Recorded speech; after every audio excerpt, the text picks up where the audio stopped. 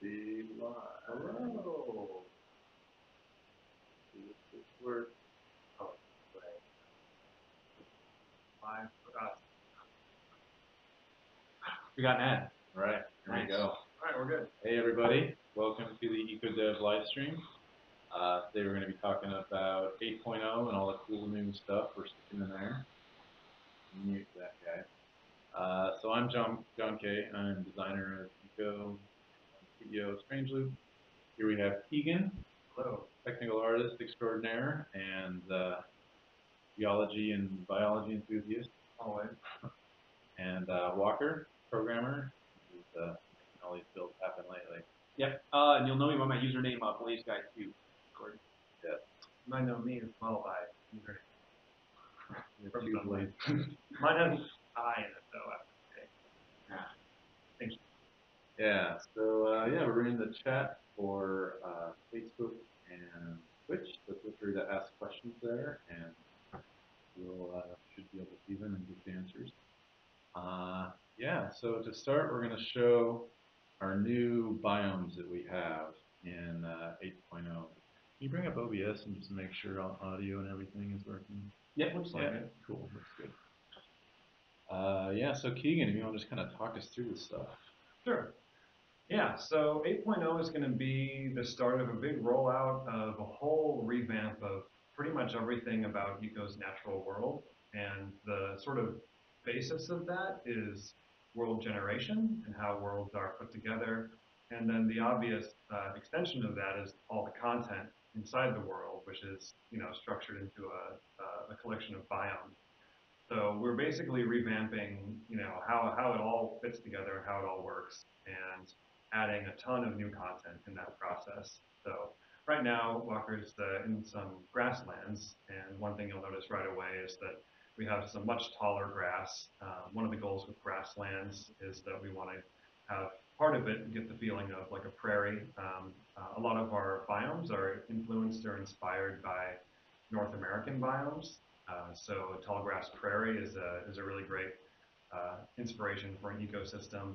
So we're going for that. There's going to be the switchgrass. There will also be a big blue stem species of grass. So we're really looking at each biome individually and fleshing it out with new plants and new animals and new trees. And what you'll notice as well is new block types. So we're going to be reshuffling and revamping a lot of the block types that are in Eco as well. And one of the big things that will tie into eventually is mining. So there won't just be generic stone anymore. We'll actually have different types of rock, and different types of ore will be hosted in their host rocks and located based on those rocks. And that'll be a thing that appears, per biome. So you'll have different biomes with different resources, which will help encourage exploration. And this patch 8.0 is the big start of that process of getting all that in game. So, yeah, we have a lot of new stuff to show. Did you find a lake there, Walker? I found a missing chunk. So. Ah. Yeah. So one thing, yeah, I can mention this. These rivers, you'll notice, are a lot better looking. One of the things we're improving in world generation is lakes and rivers. The rivers now actually go right up to the bank. They can still form in a valley, but then they'll also have their banks. So it should look a lot better than the weird river canyon we had before. That actually might be pretty good. That today, what a list for them. Feel like attached to each other. Yeah. Yeah, having the rivers go right up to the huge difference. Yeah, we're tweaking lots of stuff about how the world is generated. It will be an ongoing process, but I'm pretty excited myself about all the different things that are going to be coming in. I think that will really improve the feel of the world, make it feel more like a natural. Ideally, the whole point is to make exploration and exploitation of the resources feel way more. Right? And one of the big things we wanted to do with this update was just have a much different feeling of place in the environment. So as you're moving from location to location, the biomes feel really different.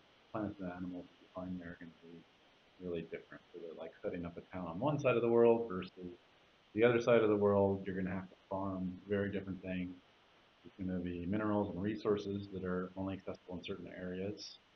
And that just has all these knock-on effects to the rest of the game too. So like right now in the current release, you can get most ores. They're kind of spread out, but they're not too hard to get in terms of location. Whereas this, you'll have more localized places where, oh, you can only get this particular plant in this location. Or you can only get this particular wood or this mineral. And so that just makes transport that much more important. That like you're going to want to have a little village, over by this particular spot that lets you transport to this other, the rest of the world. Uh, so yeah, everything we do with Eco, we like connect it into the whole system of it. So it's a new big expansion to our ecology system, but it also affects the economy, where you're deciding where to build roads, where to transport, how to trade, how you take advantage of these resources. So that's one of the things I like most about the game is how much the systems like overlap with each other. You change something like this, and it affects something as far away as like loans from the government or whatever, and all kinds of things like that. We should check out the new like routes we have for decoration. So this is the forest biome, yeah. Yeah, yeah. So there's, and then one thing that's kind of interesting is we're actually splitting up some biomes into multiple sub-biomes. So the forest, for instance, will have a cold forest and a warm forest. Cold forest will be like conifer forest where you find fir trees. The warm forest will be more broadleaf. But with each new biome and sub-biome, we're updating it so that they each have their own topsoils. So like warm biome has its own topsoil. And what you're seeing here is just the decorations that we're starting to add to the block type where they become cliffs or whatever. They can have their own cool decoration. And that'll help with character and everything. Hey Walker, I think it's using my laptop's mic instead of this mic. See if we can change that easily in OBS. Yeah. One thing viewers might have seen earlier too, Walker started stumbling on the rainforest biome. So kind of a whole clock entire new biome. It won't be complete when it comes in. There will be a lot more to go to finish it once 8.0 is out, but it'll be a whole new area for everyone to check out. Palm trees, papayas.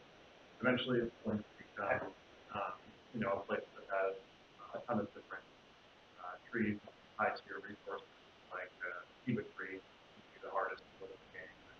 And there will be aluminum ore eventually in the clays underneath the soil in the rainforest.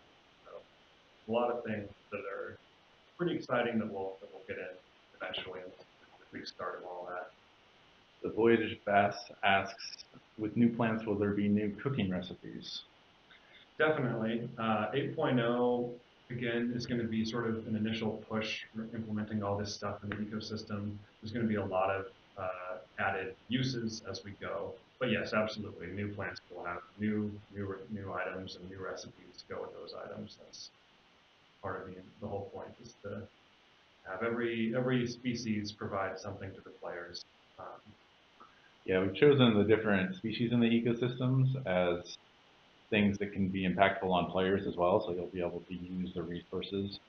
So much of all your resources in the game come from the environment.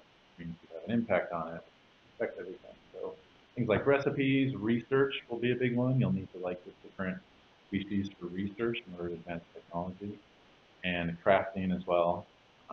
There's a much bigger element of exploration I expect for this, where you have to go find some rare species or plant some species that have a hard time growing.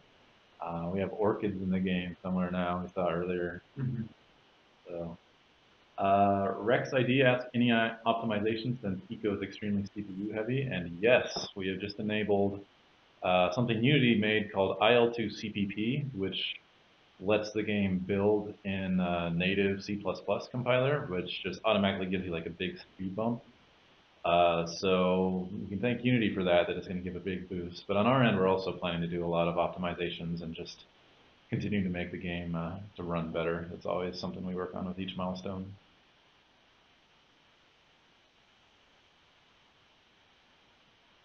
See, someone asked if it's coming to consoles.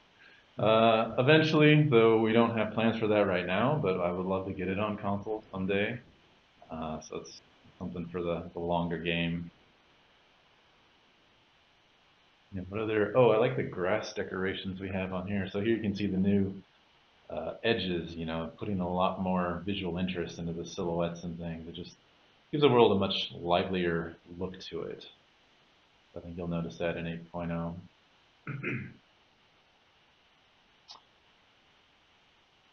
We got a big waterfall there.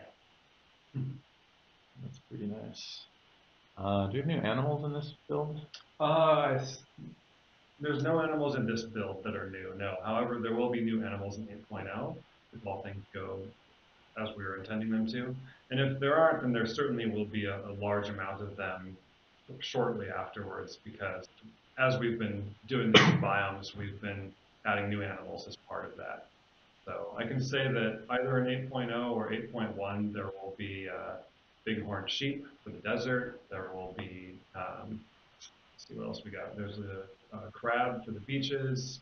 We have a mountain goat for the tundra, and there's a few other ones definitely as well that are done or close to done. Oh yeah, there's an alligator for the wetlands biome, which is pretty cool. Our first big amphibian, I believe. So We also are doing a ton of new behaviors and revamping the AI system for the animals, so they'll do more interesting stuff.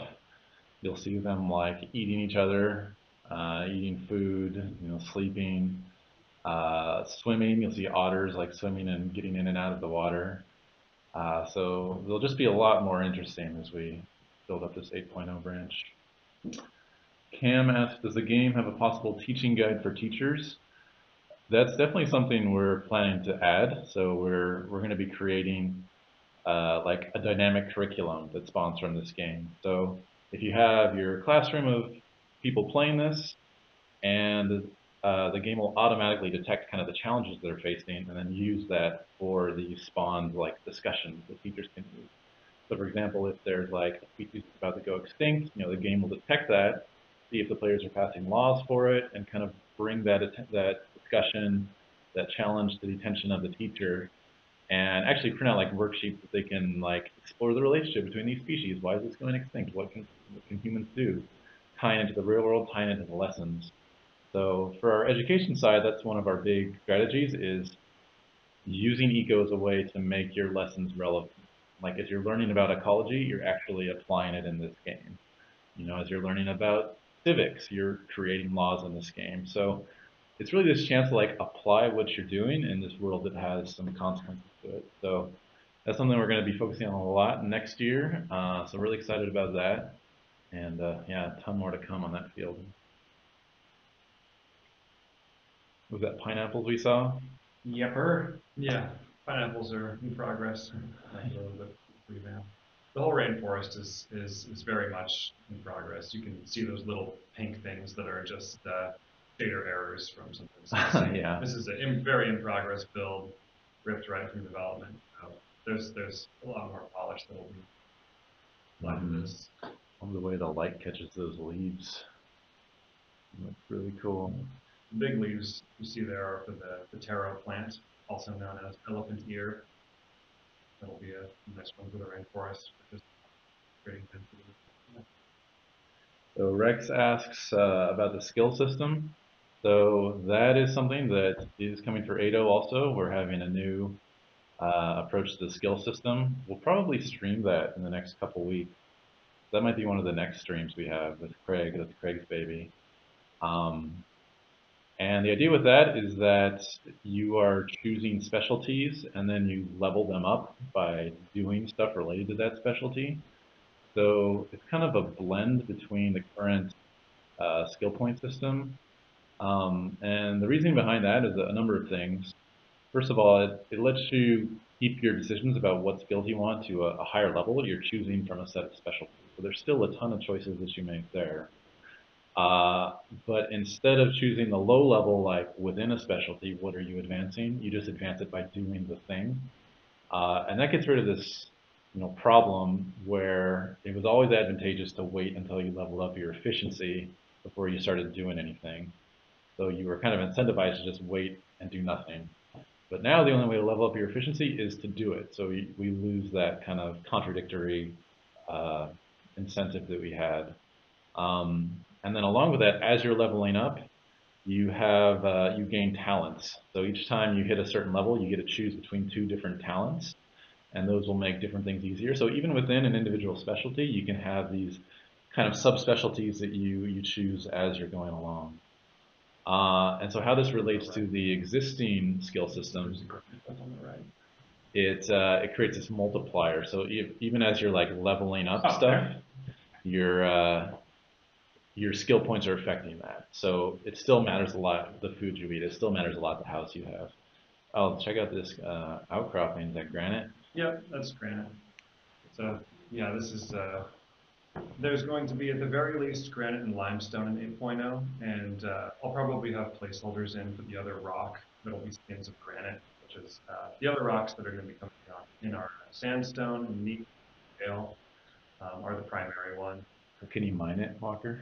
Not in this build. I just added that to the actual build, but Gotcha. not in this one. Yeah. This is really bleeding edge build right here. We just built it like 20 minutes ago, so yeah. Still lots of stuff to add to it. Yeah, our 8.0 date, we haven't locked it down publicly yet, but expect it this year. So we'll probably have an announcement for that soon. Got a question about pipes there. Yeah, I see that John McFarland's asking, are we getting pipes or anything like that? And the answer is yes. We have redone or improved pipes a lot. Keegan's remade all the textures that are really metal and cool looking. Malenko did that. Malenko did that. But I implemented it. And yeah, so we'll probably show that in a future stream. I think we want to start doing weekly streams as we build up to 8.0 because we just have so much stuff to show, and I'd love to give you guys a chance to check it out and see it kind of as we go and give us feedback. So pipes are going to be part of a new plumbing system you'll have to think about for houses. So a number of your housing items are going to require you to add plumbing and connection to a water source in order to make them run. So now you have this project where like a village will need to create a plumbing network in order to support it. And that generates a lot of wastewater as well. So if you just let that wastewater like flow out your back door, it's going to pollute your environment. So if you want to take care of that, you'll need to have this group project where you build a filtration system. And you actually pump the water off to a filter, condense it into sludge, and then dispose of the sludge somehow. Ooh, oh, here's a little pipe preview. Yeah, I can see the new metal texture we got on here. And we're making a bunch of new objects that'll connect with them. This is the highest tier pipe steel, or at least the latest one you get to build, so it's kind of shiniest and fanciest. Iron is a more gritty and one. Yeah, it's looking really nice. So the pipes are going to be the pipes gameplay wise, they're a really interesting like group project you have to have. Because for an individual to plumb their home is a ton of work, but if you do it as a village, it's way less work because you're all sharing that same piping system. So that's one of the ways we make decisions of what to implement in eco is what is going to connect to the rest of the simulation. What is going to require these really interesting like group projects that you have to like create laws for, you have to tax people for, you have to decide as a group how it goes, because that's such an interesting part of the game is building those regulations, building making those decisions as a group, collaborating as a group. And I think pipes will be a really great kind of concrete thing that you build that ties into all that really nicely.